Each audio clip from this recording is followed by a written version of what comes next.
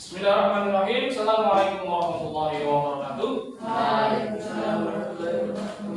Bagaimana kabar hari ini? Sehat? Alhamdulillah sehat. Semoga kesehatan kita akan berdampak kepada kebaikan, dan yang tidak berangkat, ini berangkat semua ya? Ya, alhamdulillah berangkat semua. Sehingga kita bisa memulai pelajaran pada hari ini dengan keadaan yang sehat walafiat. Oke anak-anak, pada siang hari ini, kita akan mempraktekkan, kita akan membahas itu tentang keringanan atau tentang rukhsah dalam ibadah. Rukhsah itu artinya dari keringanan. Nah, sekarang Bapak akan ajak kalian untuk mempraktekkan.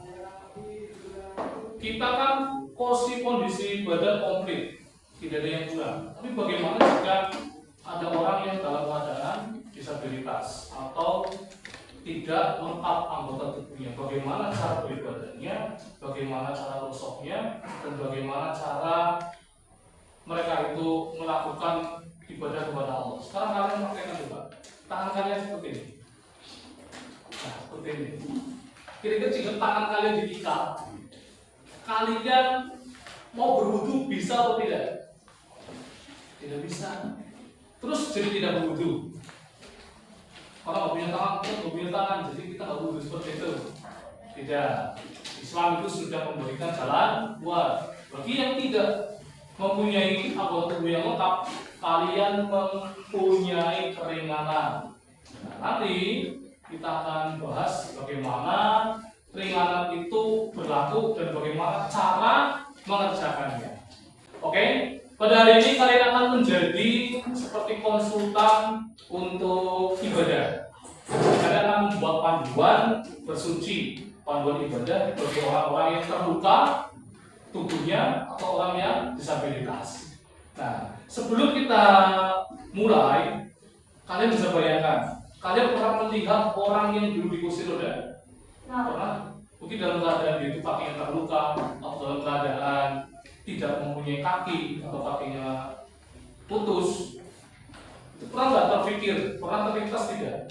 Bagaimana cara dia itu bersuci, bagaimana cara dia itu berwudu, bagaimana cara dia itu beribadah.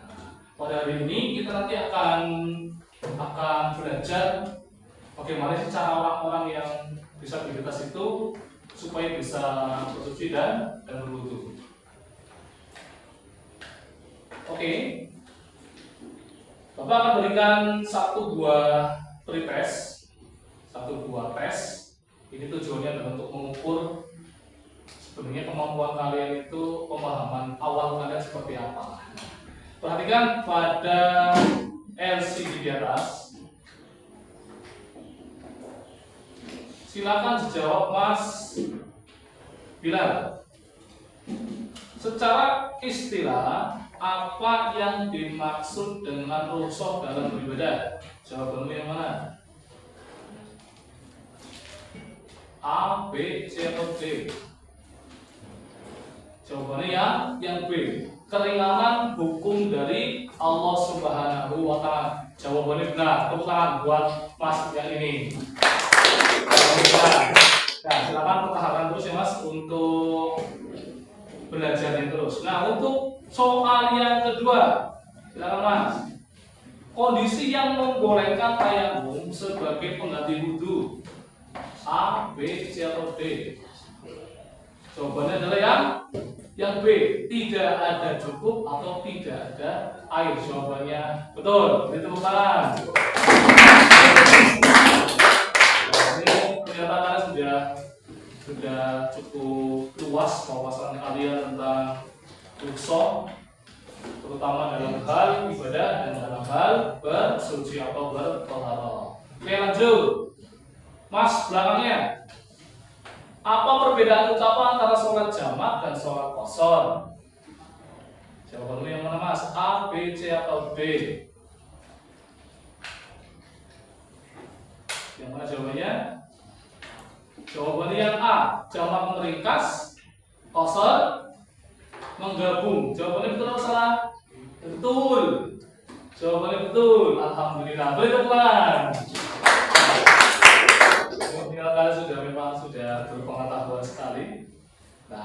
Kemudian ini, Mas, berapa rakaat sholat asar jika dilaksanakan dengan metode qashar? Jawabanmu apa? 1 rakaat, 2 rakaat, 3 atau 4 rakaat? Jawabannya apa? Ini hanya bebas. Jawab salah tidak masalah. Jawabannya yang D, 4 rakaat. Nah, jadi jawabannya belum betul. Jawabannya belum betul. Karena ketika kalian sholatnya di qashar, itu adalah menjadi dua rakaat. Tidak apa-apa. Nanti belajar lagi. Baiklah anak-anak, sekarang kita sampai ke pembahasan inti kita, yaitu tentang bagaimana cara orang disabilitas itu beribadah. Nah, kalian bisa lihat di layar kita, di layar LCD kita, bagaimana cara orang disabilitas itu beribadah. Prinsip dasarnya adalah rukhsah. Islam memberikan kemudahan, keringanan bagi setiap hambanya yang sesuai dengan batas kemampuan fisik masing-masing. Jangankan orang yang disabilitas, orang yang kakinya kesleo saja, itu sholatnya dapat keringanan. Tidak harus dengan berdiri. Jika dia tidak mampu dengan berdiri, boleh dengan duduk, pusing. Tidak bisa duduk, boleh dengan tiduran. Tidak bisa tidur, bisa dengan isyarat mata. Tidak bisa dengan isyarat mata, berarti tinggal di sholat. Oke, lanjut. Ini adalah syariat atau dalilnya, surat At-Taghabun. Maka bertakwalah kamu kepada Allah menurut kesanggupanmu, dan dengarlah serta taatlah. Ayat ini menjadi dasar utama bahwa kewajiban agama disesuaikan dengan kapasitas individu. Hadisnya juga ada, sholatlah dengan berdiri, jika tidak mampu maka dengan duduk, jika tidak mampu maka berbaringlah miring. Ini instruksi langsung dari Rasulullah kepada sahabat yang sedang sakit atau sedang disabilitas fisiknya. Metode bersucinya, wudhu. Jika tidak mampu menggerakkan anggota wudhu, orang lain diperbolehkan membantu wudhu. Contohnya, orang itu sedang sakit, dia tidak sanggup untuk bergerak atau sakit untuk bergerak, maka boleh orang lain menuangkan air sehingga dia bisa berwudu. Atau tayamum, menggunakan debu suci jika penggunaan air membahayakan atau sumber air tidak terjangkau. Ini dalam beberapa kasus orang yang terkena sakit, misalnya dia terkena sakit luka bakar, kulitnya diperban, tidak boleh terkena air, atau setelah operasi tidak boleh terkena air, itu boleh bersuci menggunakan cara tayamum, menggunakan debu yang suci. Cari debu di tempat yang suci, bukan di tempat yang kotor, seperti itu. Tata cara sholat di rumah. Posisi sholat berdasarkan hierarkinya atau kemampuan fisik secara tetap. Jadi hierarki itu secara urutan. Sholat yang paling tinggi itu urutannya seperti apa? Perhatikan. Nah, posisi yang paling tinggi adalah bergerak, berdiri atau duduk. Prioritas utama, gunakan kursi jika tidak kuat berdiri lama. Biasanya terjadi pada orang yang sudah sepuh atau orang yang sedang terluka kaki atau tubuhnya. Berbaring, jika tidak bisa duduk, berarti dengan berbaring miring. Menghadap kiblat dengan sisi tubuh kanan di bagian bawah, berarti kepala kalian sebelah utara, kepalanya menghadap ke kiblat, seperti itu, posisinya miring. Kemudian terlentang. Kaki menghadap kiblat, kepala sedikit ditinggikan. Jika tidak bisa bergerak lehernya, kalian bisa terlentang. Jadi posisi kakinya yang menghadap ke kiblat, geser ke kiblat seperti ini. Lanjut, isyarat mata. Jika ketiga ini duduk, berbaring, terlentang tidak bisa, kamu bisa pakai opsi terakhir, itu dengan isyarat mata. Tahap akhir jika fisik sama sekali tidak mau bergerak, lumpuh total, tapi otak dan mata kalian masih jalan, itu pakai isyarat mata seperti itu. Jika dia lumpuh, sakit berat, cara bersuci dengan tayamum. Cara sholatnya adalah dengan berbaring atau dengan isyarat. Sedangkan dalam kendaraan, cara bersucinya adalah dengan tayamum sederhana. Cara posisi sholatnya adalah duduk di kursi kendaraan. Nah, ini ada satu yang ngantuk ini. Kenapa ini ngantuk? Kenapa ini ngantuk? Oh, capek duduk terus. Kurang semangat. Oke, kalau ada satu teman kita yang tidak semangat, berarti kita harus memberikan semangat. Oke, semuanya boleh berdiri dulu. Silakan. Berdiri. Geser ke sampingnya, samping sini. Nah, geser ke sampingnya. Sip. Nah, silakan berdirinya lebih baik mana rapat. Dirapatkan saja. Oke, dirapatkan saja, dirapatkan. Nah, pegang pundak teman kalian. Oke, dipegang pundaknya. Dengarkan instruksi dari Ustaz. Jika ada instruksi hujan rintik-rintik, berarti pijatnya dengan yang lemah, yang enak.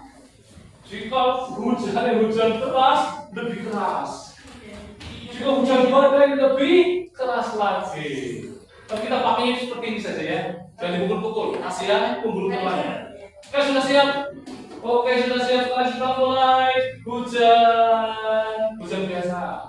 Pijat. Nah, yang keras. Hujan angin lebih keras. Hujan badai keras banget. Waduh.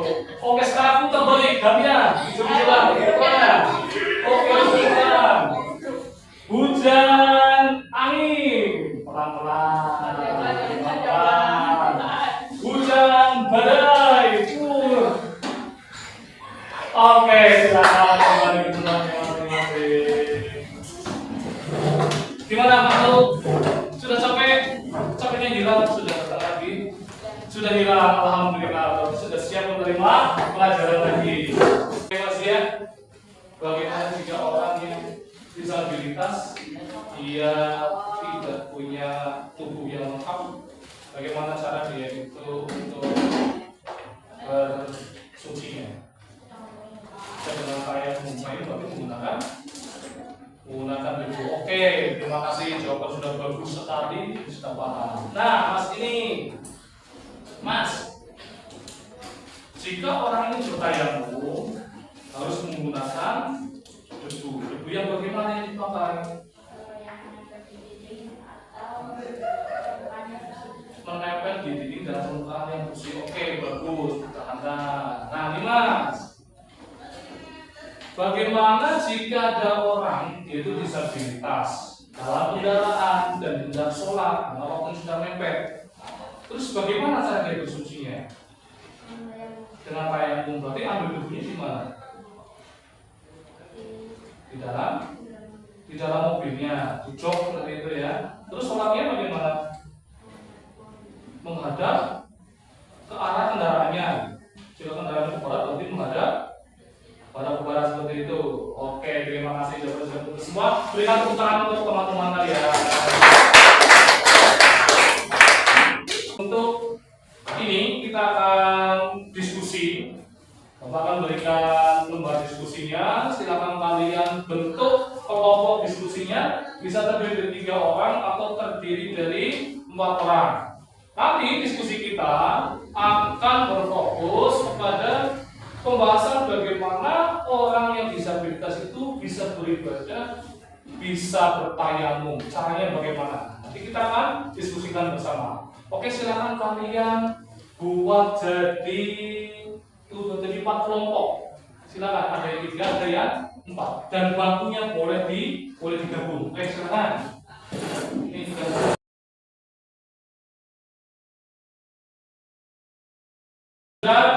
Terkumpul ada 4 kelompok. Oke, saya akan berikan lembar diskusinya. Silakan nanti kalian berdiskusikan dengan teman-temannya.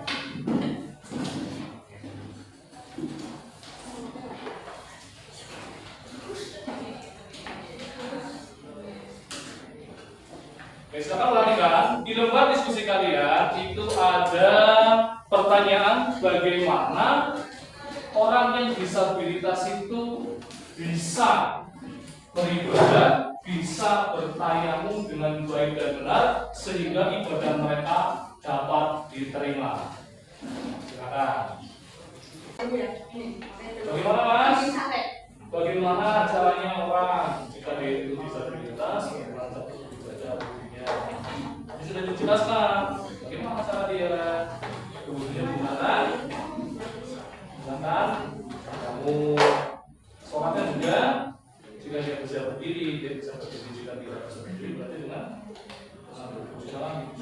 lagi. Ya Mas? Oke, sebentar ya, nanti Ustaz ke situ dulu nanti. Sini ke kelompoknya kamu.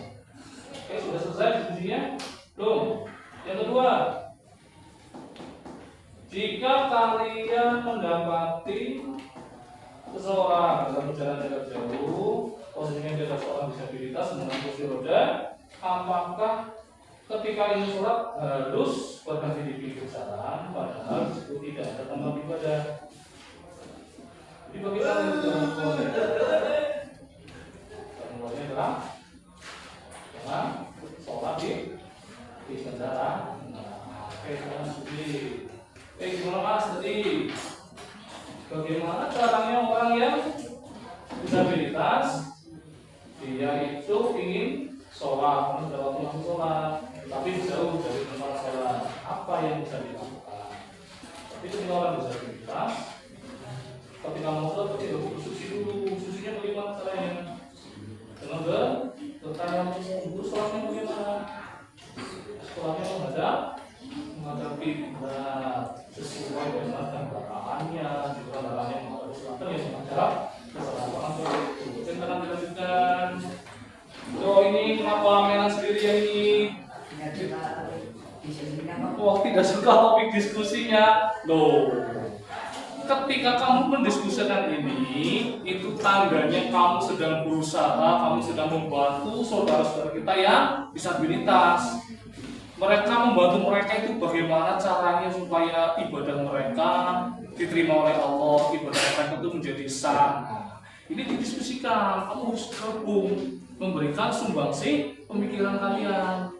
Bagaimana caranya supaya, tadi kan sudah dijelaskan, ketika orang sedang disabilitas, sedang terluka, ataupun anggota tubuh tidak lengkap, tetap wajib sholat, tetap wajib bersuci. Nah, silakan didiskusikan lagi caranya bagaimana. Jika tidak bisa dengan berdiri, berarti dengan duduk. Jika tidak bisa duduk, berarti dengan tayang. Seperti itu. Semangat ya. Iya, semangat. Silakan bersama lagi. Bagaimana diskusinya sudah selesai? Sudah. Oke, alhamdulillah. Diskusi kalian hari ini akan kalian presentasikan pada pertemuan yang akan datang. Nah, dari diskusi itu kalian nanti akan punya tugas di rumah. Tugasnya adalah menyusun laporan diskusinya. Apa isi laporan diskusi? Sudah ada di rubrik diskusinya. Nanti situ ada keterangan, ada mata pelajarannya apa, tanggal berapa, apa yang didiskusikan, terus usulan siapa, soalnya apa, jawabannya apa. Itu menjadi tugas individu atau tugas sendiri. Oke anak-anak, kita sudah sampai ke akhir pertemuan kita.